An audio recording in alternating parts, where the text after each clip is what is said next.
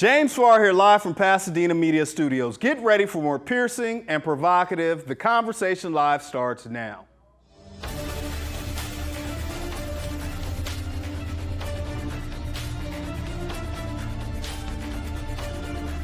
And welcome to another episode of The Conversation Live. The Conversation Live focuses on social justice, restorative justice, inclusion, and equality. Today we're going to have a critical and possibly uncomfortable conversation. We want to take a look back in our vault and pull up an old episode. We want to talk about trauma. We'll also take a look at a clip between Pasadena Police Chief John Perez, City Manager Steve Mermell. Jared, let's go ahead and roll in this first clip, and then we'll see the trauma episode afterwards.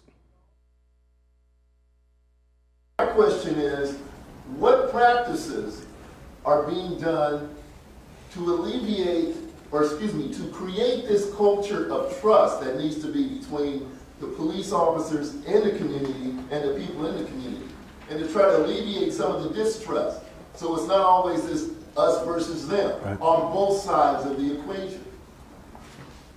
So what things are being done? So, two parts. One is the conversations like this. This is the start to have this exchange. And yeah, that's you. I'm talking about the patrol officers, the ones that are driving around the community. Sir, this is the first. I've come here. I've seen detectives. Right. I've seen you at another meeting. I'm talking about the officers that are driving up and down the streets here. They've been here. They've been right up here. There's a few that They've been here. So big white boys that be patrolling through here. You ain't had them. Thank you. yeah. As we go along this. So, sir, to answer your question honestly, Not you, none of y'all. Come on. two parts and they connect to one another. One is we need to do more. Jasmine, please. Jasmine. And I've been knowing him since I was 12. I'm 32. He been chasing me, Perez. So y'all don't know the trauma that we've been dealing with. I'm listening. Go ahead. We've been listening to you talk for hours. I know. I'm trying not to be so long-winded. That's what's wrong with this shit. This shit is all fake and fraud. You want to keep listening to him instead of him listening to us. That's what's wrong. Ain't no community policing. You ain't listening. I want to hear us. I don't give a fuck. You how about that? I don't care. Because I'm speaking for a whole community. Go ahead. A whole community. Nah. They just don't want to come here because they don't feel comfortable. I'm speaking for a whole community. I don't know where you came from, or you, but I'm speaking for a whole lot of people out there. And I ain't gonna keep shutting up. That's for damn sure, because Harriet Tubman watching me, Malcolm X watching me, and all my ancestors, y'all better be careful, because they watching you too. Thank you so much. That part, don't keep listening. Go ahead, sister, because you're cool. Sir, if I could respond to what you said earlier in the evening, I think you were here. Wow. The chief talked about it's not enough just to see the chief, right? Everyone wants to see the chief, but who you really got to talk to are the officers that you're likely to interact if you interact with an officer. And the chief and I could not agree more with that. And he's made a commitment to bring his people here. He's done that. He wants to do more of that. But I would challenge all of you a little bit to be welcoming when they come. Because we don't mind having the discussion and the dialogue, but you can imagine an officer walking in and feeling immediately being responsible to answer for everything police have ever done across the nation or locally. And they're people too. And in order to have a real dialogue, we have to have empathy. We have to be able to put ourselves in the other person's shoes and talk and then realize that's a person too, and they have a valid viewpoint, and let me try to understand it. I think what's unique about my job is I see the police department here and I see the community here, and I can see everyone's where they're coming from and their feelings, and they're all legitimate. What we have to do is bring it together so we can have that dialogue. But as normal people, no one wants to walk into a meeting and get sort of jumped by 20 people, right? We have to be able to have honest conversations without the stress. Let me jump in there. Please, let me jump in there. With all due respect, Mr. Mermell, you're having... Call me Steve. Steve, you're having a white moment right now. So I don't... Hear me out. James, I'm not going to accept that. No. What I'm not going to accept that. What I'm saying, you don't know anything about me. What I'm saying is, I know a lot about you. Jazz, Okay. let me address. I'll be interested in hearing about me later. Let you, Jasmine. let me address what I mean by that. No, I think that's kind of a cop-out. No, it's not. It's an assessment. What we're saying is, those officers, and John and I have talked about this, the difficulty of bringing young officers into this space and them feeling comfortable with being here. And so when you understand the angst that people in the community have, it's going to show up this way. And Right. so, to Jasmine's point, if their feelings are going to be hurt, they don't need to be police officers. I'm not saying that. So that's what I'm saying. But you're asking us to just say, "Oh, welcome, come on, let's hug and come in." No, that's not what we're doing. What I'm saying is, they need to hear it, and I want them to hear it. But you also have to put yourself in their shoes. I can't. There's no possible way I can. So you're saying it's a one-way street. No, what I'm saying is I'm not an officer, so I can't put myself in their shoes. It's just not possible. That's what I tell them. You've got And I don't really care for your white We've got emotion. 2 questions on the floor. 2 questions on the floor, and I repeated that we have 15 minutes. We want to respect the space and we want to respect the time. So the conversation is. And welcome back, folks. Admittedly, I was triggered. When we're talking about trauma, sometimes it shows up that way. I wanted to call back an episode with Dr. Eshell Williams where we, just before that event, had this conversation about trauma and triggers. Let's go ahead and roll this in, and we'll see you on the other side of it. We're ready to welcome Eshell into the suite, and we'll talk with her a little bit about her background and how we end up here today. How you doing, Eshell? I'm well. How are you? Good. Thank you so much for taking time out of your schedule between teaching, your private practice, and facilitating. You're and your mom, and I happen to know your son. I saw him on Sunday. Just the sweetest young man, little boy, just sweet spirit. So thank you so much for joining us, Eshell. I want to jump straight into it because I want to make sure that we use your time very wisely today. We want to talk about triggers and trauma. But I want to put it in the context of what we're going to be doing tomorrow night when we facilitate this conversation in front of the community. You were able to come in the last time and really kind of level some things off and allow people to feel like they were in a safe place to share. It could have gotten contentious, but thankfully you were able to kind of smooth everything out. So when we think about triggers and trauma, how does that relate when we're thinking about it, from community policing standpoint, young African-American brown men, coming in contact? What is trauma and triggers? Well, I'm so glad you asked. As in today's society, what we understand and know is that we see a lot of things, we take in a lot of information, and what ends up happening as a result of us taking in this information is we encode it into our heads, into our brains, and our bodies, and what can happen is we become traumatized as a result. So police brutality, seeing many people pulled over, seeing people shot, and having access to all of those things, our bodies really inputted and encoded as trauma. And every single time we relive or re-see or someone tells of a story, then what happens is we're impacted. And what people call that impact is we're being triggered by it. So we're triggered by a similar example or a similar situation that either we have been in, we've seen before, the body has had an intense reaction to. So that is the trauma. I mean, what do you say? Some people say it's like mind over matter, right? Or you're just being weak, or get over it.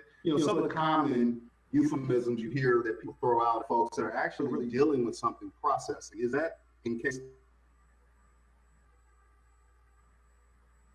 We're freezing up a little bit here, but I will go on and just understanding that everybody's threshold is different. So what one person may view versus what the next person views and what they see as being traumatic is different for each person. So as a person that may be younger, that hasn't had an experience with any trauma, something that they view could be very traumatic to them. And then on the other hand, if someone has grown up in an area where they've seen a lot or they've heard a lot, then that can also not be as traumatic for them as it is for the next person. So it really is about personal threshold in terms of how we encode and receive things in terms of thinking if it's traumatic for us or it's a trigger for us. So you think about someone in a war-torn country, they may not be as sensitive to hearing gunshots or hearing bombs go off, but somebody that's not used to that, they're going to bring it into their body and process it as something that's really scary and then traumatic for them. So the getting over it really is a matter of taking each person into consideration. And I don't think these things you get over, they're things that you work through.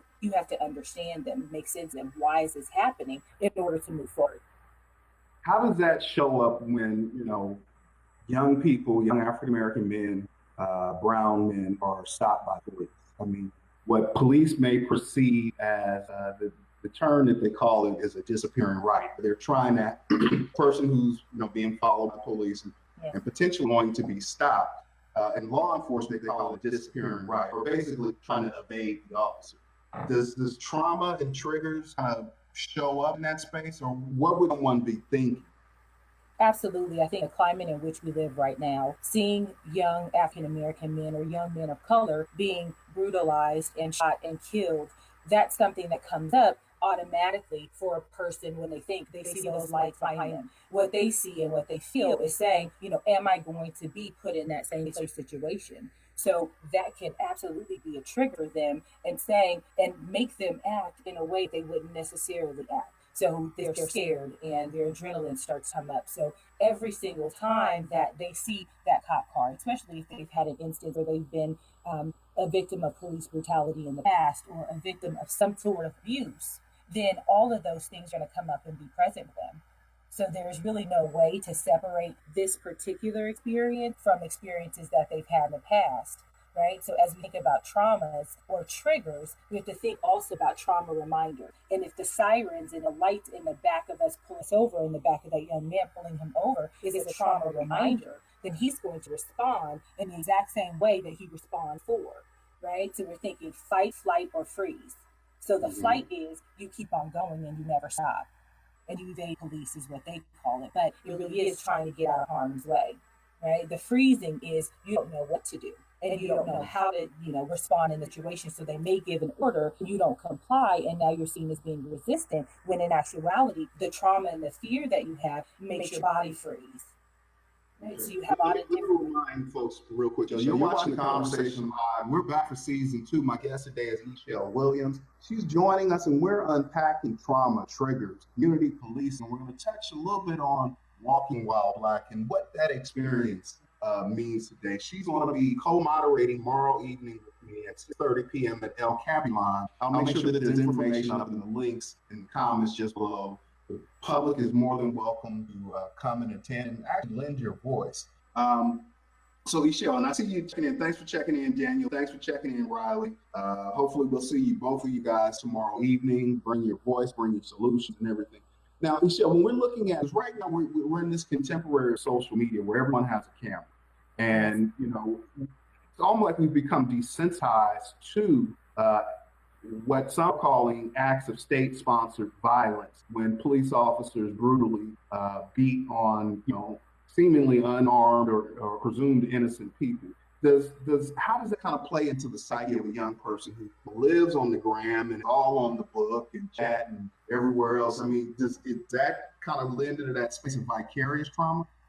Absolutely. So you talked about desensitization, and it's a real thing. The more we witness something and the more we see it, the more we encode it into our body. But we think about it as being separate than ourselves, right? So when I see it on a camera, I don't translate that into me in that situation until I'm actually in the situation. So I may be desensitized to it until the red lights, or the flashing lights behind my car, and then I'm going, oh, no, what am I going to do? And then my body has a reaction to every single thing that I've seen and that I've witnessed. So maybe it's a situation where I think that I'm doing okay with this until I'm then put and faced with a similar situation, and I have to decide, what am I going to do? And oftentimes our brain and our body decides for us. I can think rationally, but what my brain says is this means trouble. We understand that a siren doesn't mean that somebody's coming to rescue me. A siren often means somebody's coming to do something to me because I've done something wrong. And if that's the case, then I try to separate myself from the wrongdoing as much as I possibly can. So yes. Go ahead. I'm sorry. I'll let you finish your point, and then I'll get. I would say, but that vicarious trauma is the trauma of listener, the trauma of watcher, the trauma of helper, the trauma of the aide that also comes into play when we're thinking about what happened in this result. Most people have a friend or a close family member or somebody that they know that's experienced some type of trauma or brutality, and they experience that with them and through them.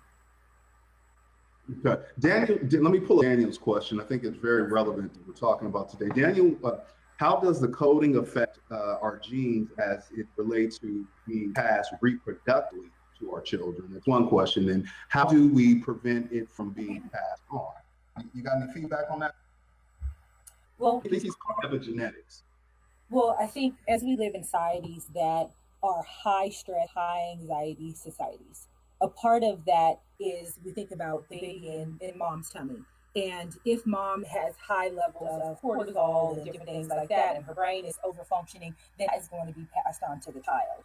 I think as we think about a society, in society, we have to prepare our children. We try to, as best we can, to shelter them from all of the ills and things, but they're also on Facebook, they're also on Instagram, they're also seeing these things. So as a result, we need to parent them in a way that says, this is how we move, this is how we respond, and it's okay to be afraid, but you also have to communicate about what you're thinking and what you're feeling so that you as a family can help your child to process everything that they're seeing. Okay. Because I know a lot of times when we hear a lot about talk, and so we're not talking internally within our community right now. When I ask you this question, I'm talking with folks outside of the community who may not be familiar with quote unquote talk. And so when we're telling our sons and our boys that they have the ability to become whatever they see themselves being, right? But just make sure you shrink inside of that space when you're confronted or contacted by law enforcement. Is that a form of kind of, am I projecting my vicarious trauma onto my child or that young person in my life? And what are some advices that we can do as a community to support our young people and tell them they can be, but also be cautious? Well, I think as in some instance, we can only give our children what we have. We go out and we educate ourselves and we do a lot of different things to supportive of our children to grow beyond ourselves. But the warnings and the signs and the conversation that we're having with our children is by way of our experiences, people that we know that are close to us, their experiences, and all of the things that we encode, those things we see on TV, those conversations that we have. So we're telling them of what we know to be true to the best of our ability. And what we want to do is we want to make sure that we give them the knowledge and that they also know how to protect themselves, because at the end of the line, at the bottom of the line, at the end of the day, it is about safety. And we want our children to come to us. We want our husbands to come home. We want our daughters to come home to us. So what's the effect on that adolescent mind? You know what I mean? Because we're really, it seems a bit out of balance. And in one hand, be all you can be. And in the other, check it at the door for survivability. I mean, how does that, when you look at trauma experienced at an early age and how that develops in adulthood, what's the effect on that young person? Well, I think in some way they can be diminished. They can be diminished in thinking that I'm only able to do what I can do anything that I want to do with boundaries. I can do anything I want to do with limits. At home, I can do anything because I know that I'm safe here. But when I go out into society or into the community, I have to really center myself because I don't know what's coming next. And for the child whose brain is not developed enough to think on his feet and quickly enough, then they could really be seriously hurt or seriously damaged, impacted by what it is that's happening to them, what they see, as well as how they feel about it. Okay. You're watching the Conversation Live. I'm your host, James Farr. We focus on social justice, restorative justice, inclusion, and equality. My guest today is Michelle Williams, and we're unpacking trauma, triggers, community policing, and something that we're going to be doing a little bit later on this year, premiering a film called Walking While Black Love is the Answer. And so what we're really looking for is dialogue around healing. I mean, war can start with a conversation. Certainly peace will begin with conversation. And for those who say they're sick of talking, it's just a part of the process. And if we're not at the table, we cannot find common ground, collaboration, and really go into the space of community. Now, a lot of times, Michelle, when we hear police talk about community policing, but I kind of want to invert and really look at it like the community policing the police. Like, what can everyday residents do to feel better, more empowered, and have a voice when it comes to dealing with authority? looking at putting humanity back into authority? Well, I think one of the things that we have to do is we have to be a willing participant. I know that at some point we're tired of having the conversation because we don't feel our needs get met. But if we don't continue that conversation and continue to be involved in a productive way, then we're going to be, we actually almost, we take away our power, we take away our position. So one of the things we have to do is we have to be open and willing to hear the other side speak. And then we have to gather as a collective. Because if everybody's voice is screaming very loud, but we're saying different things, and we're not collective, then we have no power, right? So you talked to collaboration. So we want collaboration instead of collaboration. Collaboration is when we say we're really collaborating and we're doing everything we can to be one united voice, versus collaboration being we say that we're collaborating, but we're really competing. We're competing to have the loudest voice. We're competing to have our thing heard, our ideas heard, and instead of listening. So we're going to ask is on tomorrow night to come with your ears ready to listen and your body ready to listen for not responding, right? But listen for understanding. So as we listen to understand, that means stay quiet more than we speak. So what we do, we stay quiet and give a response to what we heard versus a visceral reaction to what that person is saying, or maybe the uniform, the position that person holds. You know, if I want to throw in a boom shakalaka, you know, as I saw in Black Clans, but that's you're straight up. We got a couple of more questions that I want to make sure that I get to, or comment, maybe you can answer for us while we get ready to get out of here. Riley Mason, let me bring his question back up. Riley wants to know, what then can be done to alleviate those fearful feelings in our children? That's one question. And if you answer it, I'll get to Daniel's comment question as well. Okay, Riley, I'm so glad you asked that. One of the things is having open, honest conversation with our children. We create safe environments where we are walking them through, not just telling them what to do, but we're walking them through a situation. So it may take some hand-holding, and the fear is going to be natural. It's a really scary thing. I think even when you haven't done anything, it's a scary thing to get pulled over by the police because, at the least, you're going to have to pay some money. And nobody wants any money, at all. That hurts as much as it does, or, a little bit less definitely than it does to be brutalized by the police. But there's some fear in being stopped because it means that you did something wrong. So what we have to do is we have to instill, proper decision making into our children. We have to make sure that we have our pulse on the beat of their ability to problem solve. And when they are in a place where they can make different decisions, or when they're growing and they're going to make different decisions, we have to know what those are. So we have to continually have that conversation and let them know that over and beyond anything, they're absolutely loved and that we support them. Yeah, and Daniel, I think, your question and Riley's question are very similar in context. So I'm going to hope that answer suffices for you. And if you guys have not, my man Daniel's Epic Prayer, make sure you pick up his book. Very good read, very good read. Got to throw in a plug for my man. Ishel, when are you going to be publishing? Because you are, I have to tell you, I've known you for some time, right? Yes. And it's one thing to know a person and how they show up in the world, but I didn't know this Ishel. And it was so refreshing when my wife suggested that I have you participate with me. One of the things I didn't want to do when we were showing the film the last time is I understand traumas and triggers. And I didn't want anyone to be triggered or traumatized through what they were experiencing without having a qualified, licensed professional that could help them process. So when are you going to be publishing, sister? You got something to say. I think I publish in different areas. So we're thinking about trauma and mental health, and I've been a mental health practitioner for the last 15 years, working with children and families, working in the community. I've kind of made a bridge to working with children in foster care and adoption, and we understand the basis of any type of foster care situation or adopt situation comes with loss. So that's inherent trauma, that's inherent grief. So I really teach parents how to do that with kids to be supportive of them. So it's everything that people are asking about right now. How do we support them? And one thing I'll say is we support them by being loss managers ourselves. We manage the losses that we've had in our lives, and we become resilient as a result of them. And that has not much to do with what you asked, but the publishing piece. I'm published in foster care and adoption and really on that side, but in terms of mental health, I don't know. It's to come. It's definitely to come. Now, I've heard you refer to as a unicorn in the sense that I was watching another podcast with a very popular actress, and she spoke about that she couldn't find an African American therapist or a psychologist, and when she did, even with her resource, the commute was just too burdensome for her to travel outside of the west side of Los Angeles all the way to Pasadena to keep up with regularly mental health wellness check-in. Are there more of you?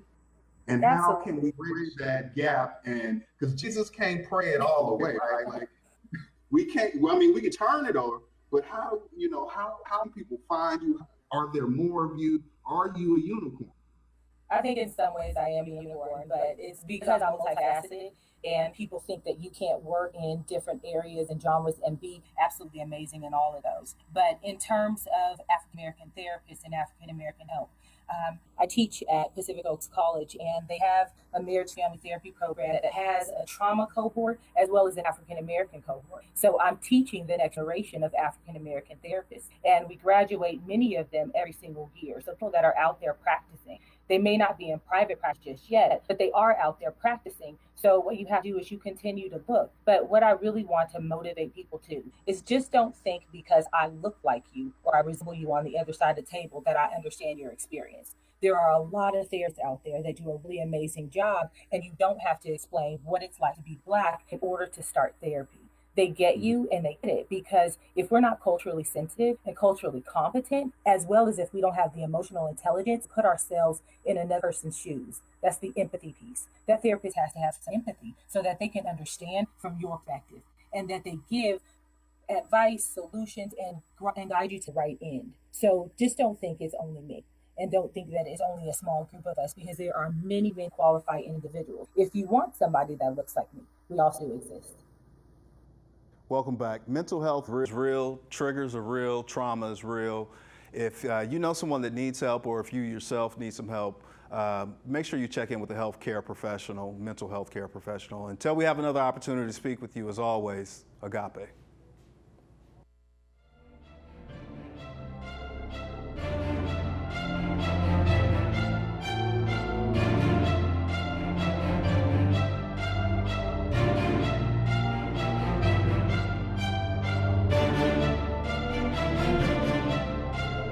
Conversation Live is brought to you by